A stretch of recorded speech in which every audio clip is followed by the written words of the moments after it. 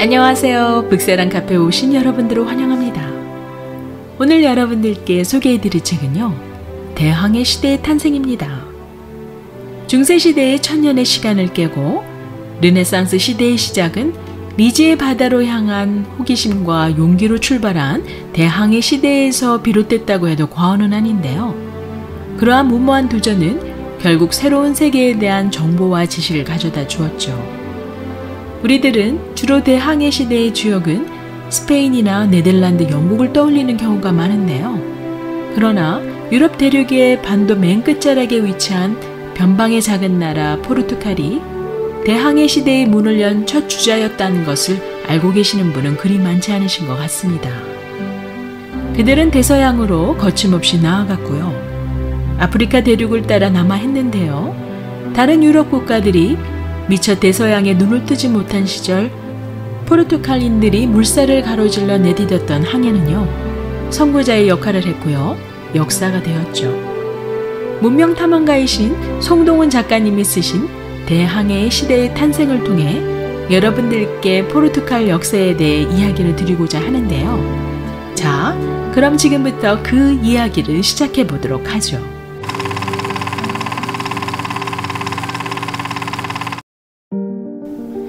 이베리아 반도의 지도를 보시면 그 모양은 마치 사람의 머리 모양을 하고 있는 듯 하는데요. 얼굴처럼 보이는 나라가 지금의 포르투갈이고요. 머리에 해당하는 나라가 스페인입니다.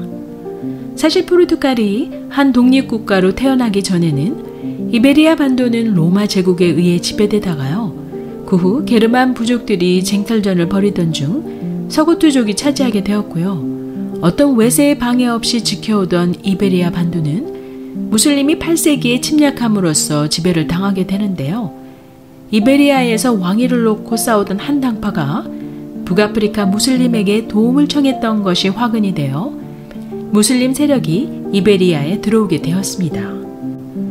그렇게 어이없게 무슬림 세력에 무너진 이베리아 반도는 무슬림 통치하에 들어가게 되었고요. 포르투갈의 역사는 무슬림에게 빼앗긴 이베리아 반도를 찾기 위한 기독교 국가들의 영토 회복 운동인 약 7세기 반에 걸친 레콩키스타 기간 중에 세워지게 되었고요. 십자군이 세운 나라라고 할 수 있습니다. 레콩키스타 과정에 두각을 드러낸 프랑스 부르고뉴 출신의 에니크가 이베리아에 있었던 카스티아 왕국의 사위 자격으로 포르투갈 백작에 임명되었고요. 하사받은 백작령을 확장하기 위해 노력을 아끼지 않았지만요. 그가 일찍 급사하면서 그의 아내 테레사는 아들 아폰소 애니크스를 섭정하게 되었고요. 아폰소 애니크스는 아버지로부터 군사적 재능을, 그리고 어머니로부터는 정치적 재능을 물려받았다고 하죠. 아폰소 애니크스가 무슬림 군대를 상대로 승리를 거둔 것이 계기가 되어 그는 백성으로부터 왕으로 추대되었고요. 새로운 나라 포르투갈이 탄생하게 되었습니다. 그 후로도 무슬림을 상대로 한 정복전쟁은 더욱 치열해졌다고 하고요. 차례로 리스본과 포르투갈의 최남단 에보라와 베자를 점령하면서 지금의 포르투갈의 영토의 모습을 갖추게 되었죠. 하지만 포르투갈의 첫 왕조였던 부르고뉴 왕조는 페르난도 1세로 막을 내리게 되고요. 아비스 왕조의 시대가 열리게 되면서 주왕 1세가 왕자를 차지하게 됩니다. 주왕 1세가 왕위에 오른 후 그는 그를 지지해주던 상인, 귀족, 성직자들의 열정을 바탕으로 포르투갈의 경제 부흥을 위해 그들의 교역에 도움이 되는 새로운 항로를 찾는 데 힘을 기울이게 되는데요. 당시 포르투갈은 위치적으로 지중해권의 서쪽의 맨 끝자리에 위치하고 있어서 상인들이 교역함에 있어 지중해 상권의 우위에 있지 못했었고요. 지중해의 교역로가 오스만 투르크 제국의 부상으로 일부 막히게 되자 새로운 시장과 교역로를 간절히 바라고 있었고요. 성직자들에게는 기독교 세력의 확장과 새로운 선교지가 필요하게 되었죠. 주왕 1세에게는 5 아들이 있었는데요. 그중 장남 두아르테, 차남 페드루, 그리고 삼남 에니크는 기사 서임을 앞두고 있었고요. 기사도에 불탔던 왕자들은 열렬히 해외 원정을 지지하게 됩니다. 주왕 1세는 북아프리카 모로코를 지배하던 마린 왕조에 위치한 세우타를 타겟으로 목표를 세우는데요. 세우타를 정복하면 얻어지는 이점은 말라가를 통해 이베리아 반도 남단에 아직 남아있었던 그라나다 무슬림 왕조를 포르투갈이 멸망시킬 수 있었고요. 경제적인 이유로는 세우타는 교역 항구로 명성이 꽤 높았었는데요. 유럽의 은과 북아프리카의 각종 물건이 세우타를 중심으로 무슬림 왕국들로 전해졌고요. 노예, 금, 상아를 비롯한 유럽에 필요한 물건들이 각종 사치품들과 함께 무슬림 왕국들을 통해 세우타로 되돌아오는 주요 수출항이었습니다. 포르투갈의 해외 첫 원정길에 나서는 세우타 원정을 두고 반대의 목소리도 상당히 높았었는데요. 포르투갈에는 세우타를 정복할 만큼의 대군도 그들을 태울 만한 선박이 없었기에 새로 만들거나 다른 나라에서 빌려와야 했죠.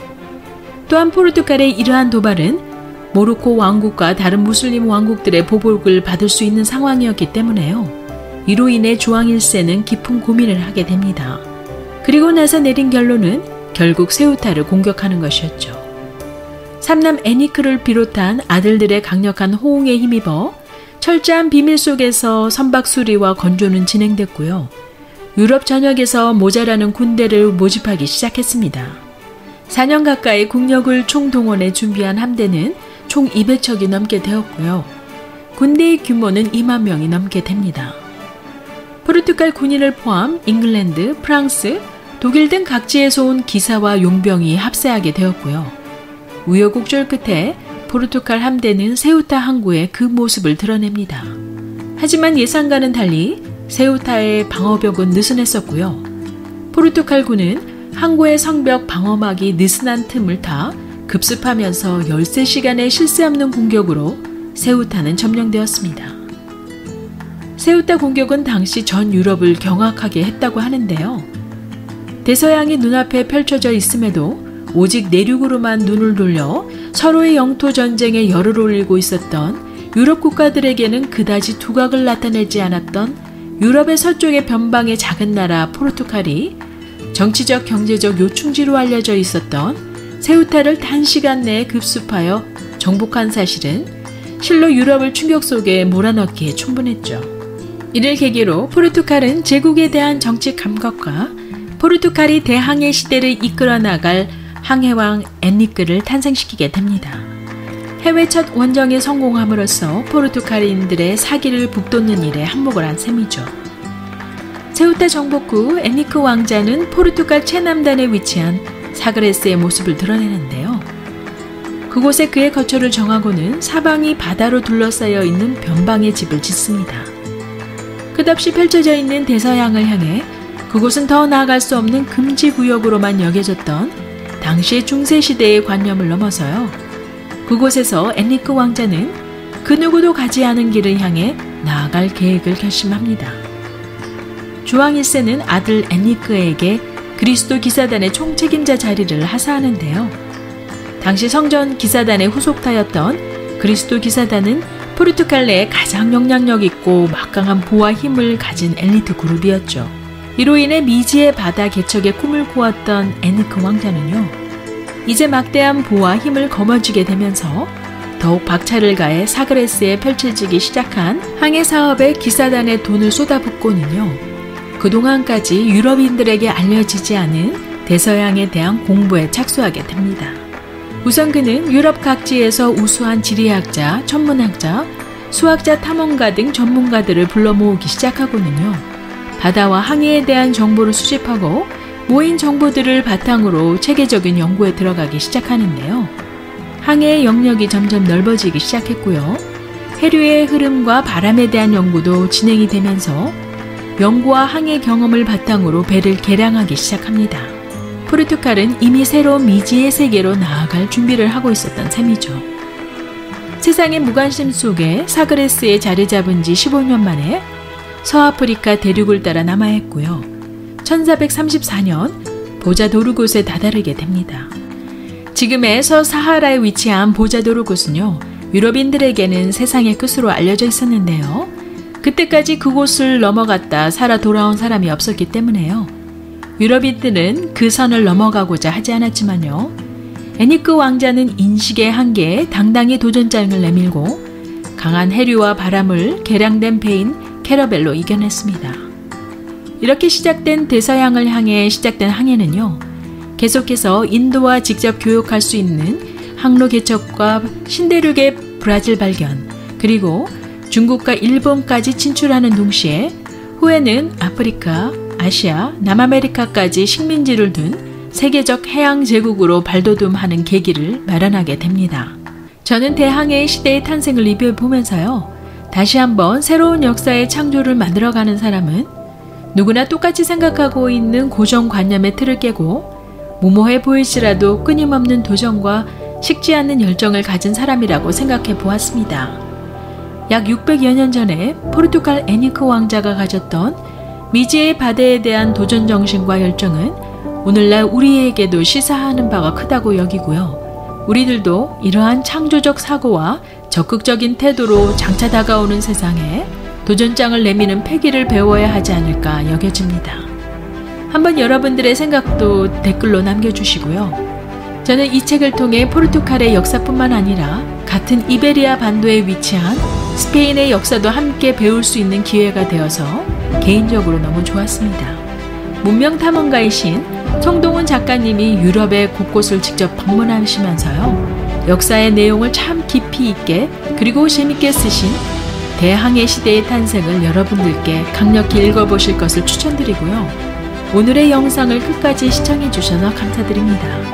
구독, 좋아요 잊지 마시고요. 그럼 다음 영상에서 뵐 때까지 안녕히 계세요.